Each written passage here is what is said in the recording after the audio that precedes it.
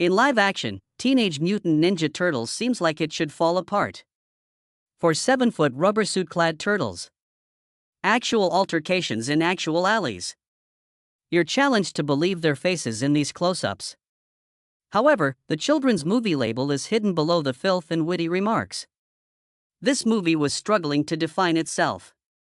Before anyone took it seriously, it almost turned into a cheap joke about a comedian's costume. Some missing bits never disappeared, and those rubber costumes nearly disclosed the instant the camera was closest. All they did was learn to hide.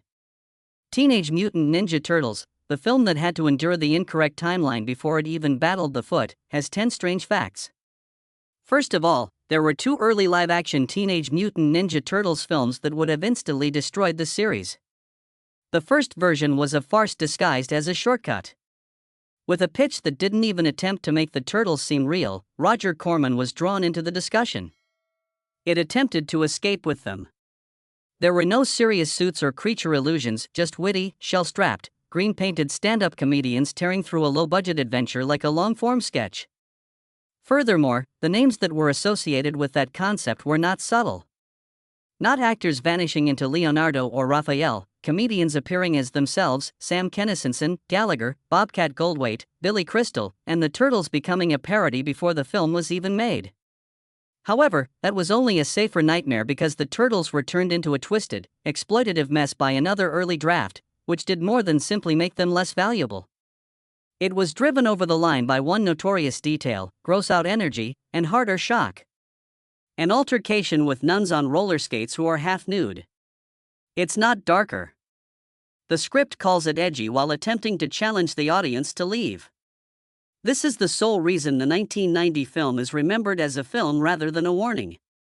Neither version was compromised by Kevin Eastman or Peter Laird.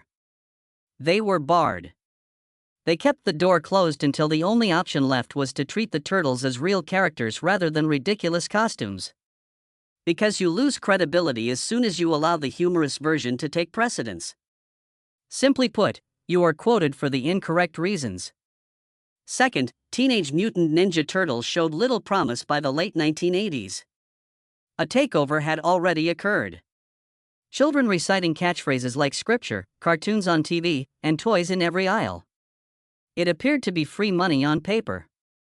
Since a live-action turtle film was not a typical risk, it appeared to be a trap at studio headquarters. The risk was very obvious. For human-sized talking turtles in rubber suits are practicing martial arts and are demanding that the camera pay attention. One poor scenario, one ridiculous wide angle, one poor lighting decision. Furthermore, the headline lacks ambition.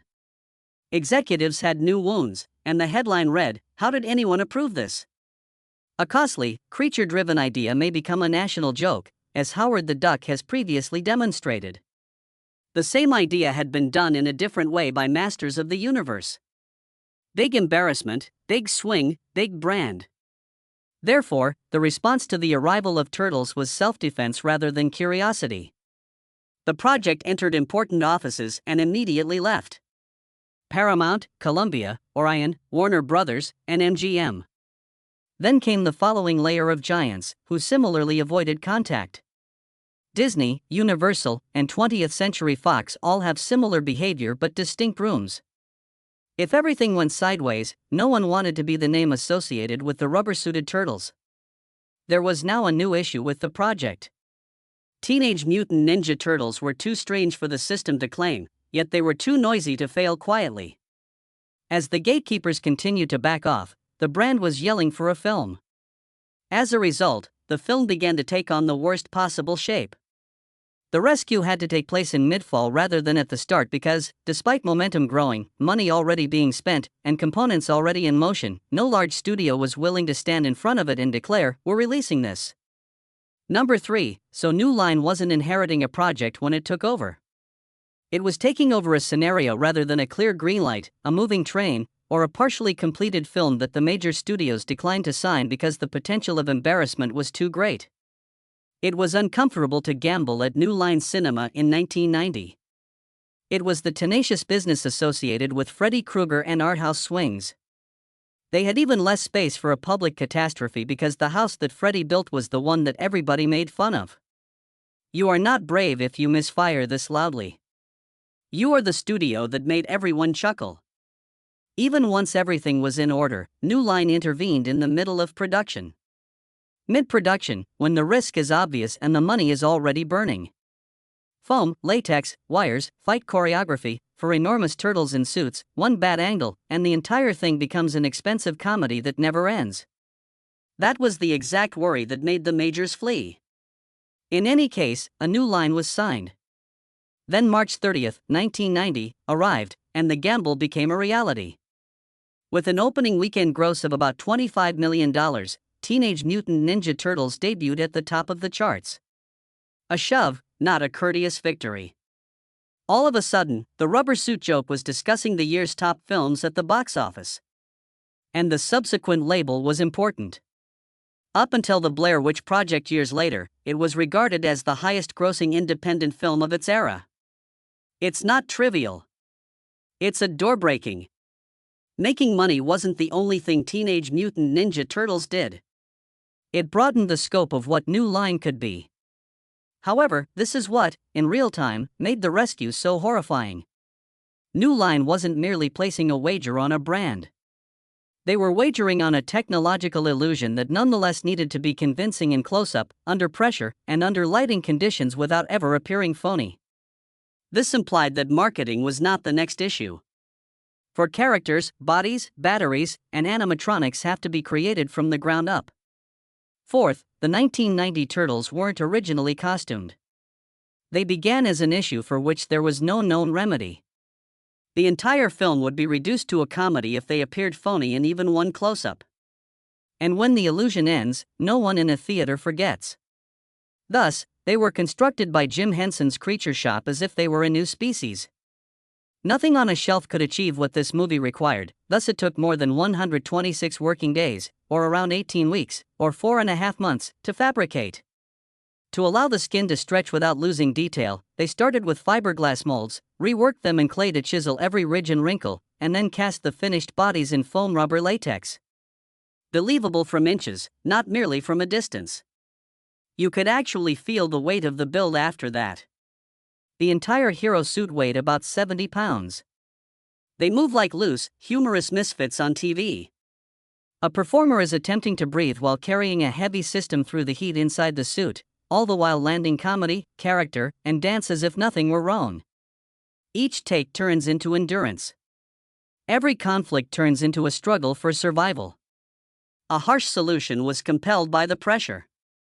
Each turtle has 2 suit systems. Lighter stun outfits that were stripped down to allow the actors to maneuver during wide shots and battles. When the turtles needed to feel alive during quiet moments, heavy hero suits were reserved for speech and close-ups. This is the aspect that most people are unaware of. Every turtle was never a single act. The hit was well planned.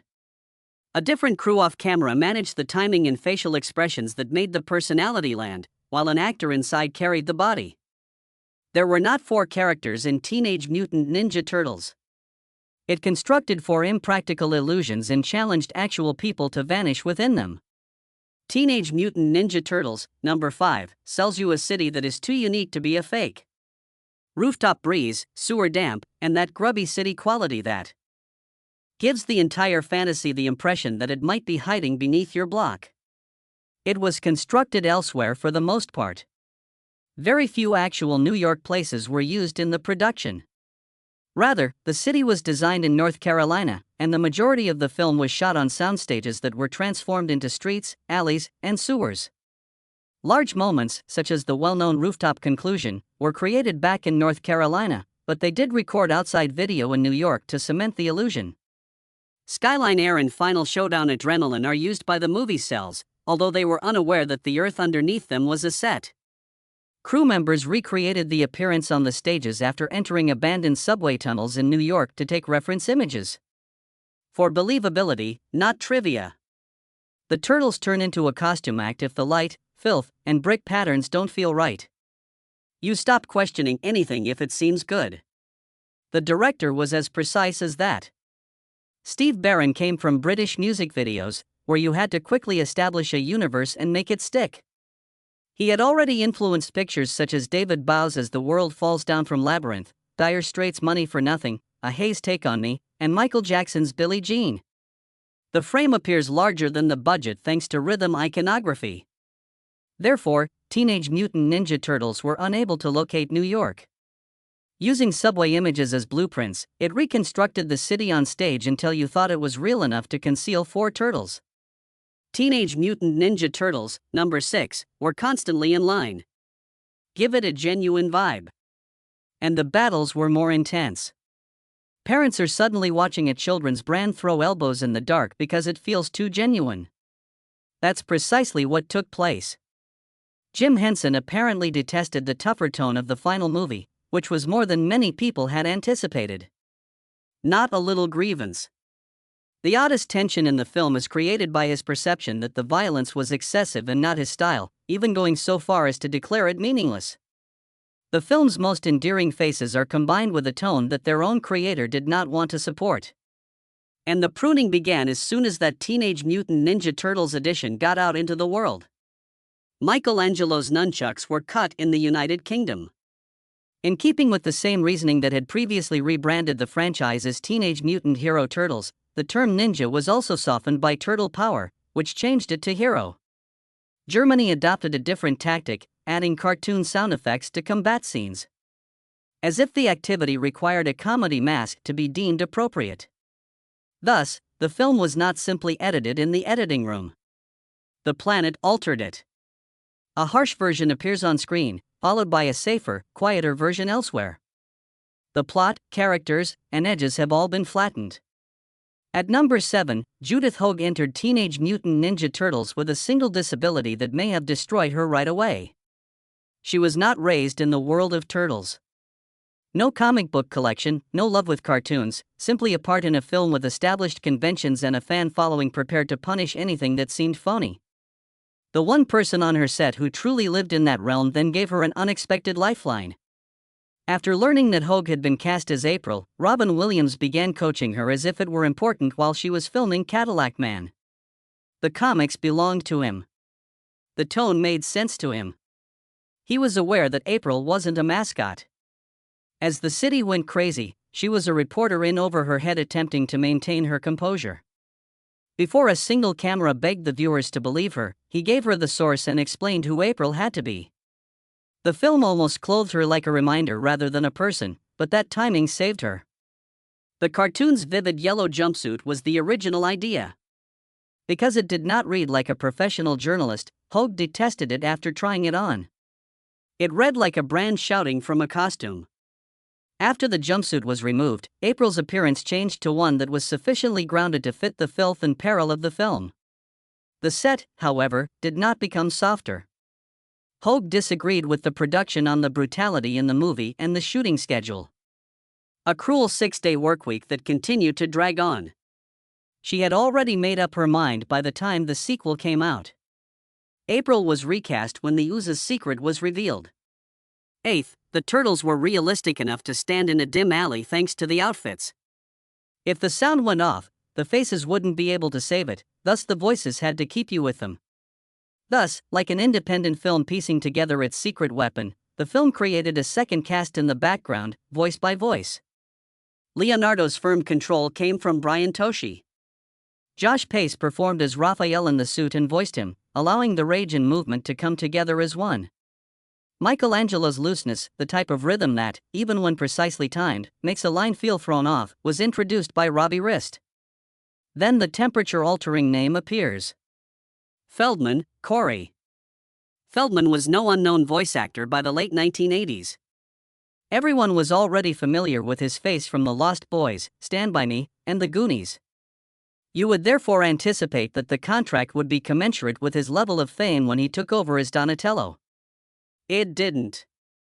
For a few days of voice work in 1989, Feldman received a total payment of $1,500, which was essentially the Screen Actors Guild minimum scale. Additionally, the wage cut is sharpened by the way he describes it. He was sold Teenage Mutant Ninja Turtles by the filmmakers as a long shot. A little film with minimal expectations. Perhaps it works all right. On VHS, it might find a viewer. The pitch was straightforward. More is beyond our means. Thus, he accepted it. He thought the concept was good. He was a fan. Additionally, he believed that the benefits would eventually become apparent if the film ever became successful. Nevertheless, Teenage Mutant Ninja Turtles detonated. With a budget of $13.5 million, this movie made almost $22 million. And Feldman continued to get no incentive due to his lack of profit involvement. That $1,500 told the entire tale. Due to personal matters, he did not return for Teenage Mutant Ninja Turtles 2. Additionally, the salary was apparently still essentially the same token amount when he returned for Teenage Mutant Ninja Turtles 3 in 1993. Rubber's personality was shaped by 4 voices. As if the film was still hoping for recognition, one of the most well-known voices behind it received compensation. Those turtle expressions weren't rubber smiles. Number 9. They were machines, and each close-up was risky because the film required them to speak like actual characters rather than open and close objects. Jim Henson's Creature Shop used an almost careless system to overcome the problem. In 1990, a puppeteer used their own mouth and jaw to produce the lines while wearing a head-mounted apparatus. The lips mimicked a human rhythm rather than a rigid mechanical hinge since that movement was transmitted live into the turtle's head. The remainder was then layered in by additional operators. Eyes, brows, and expression are all controlled by radio controls. A single character on screen meant several persons off-screen, controlling a face in real time and hoping it remained submissive. Because when you create something sophisticated, you also create something that could turn against you. It was the animatronics. In the midst of a scene, a face would occasionally freeze, frozen in an unbreakable smile.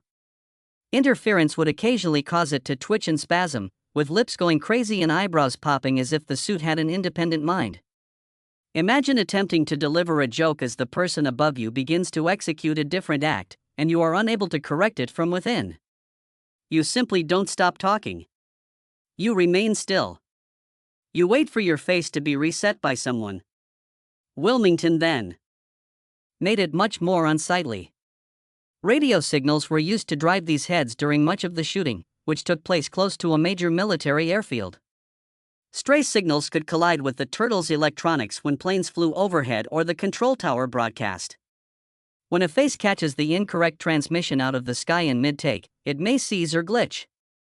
Although invisible noise cannot be scheduled, the crew learned to pause as the aircraft was landing.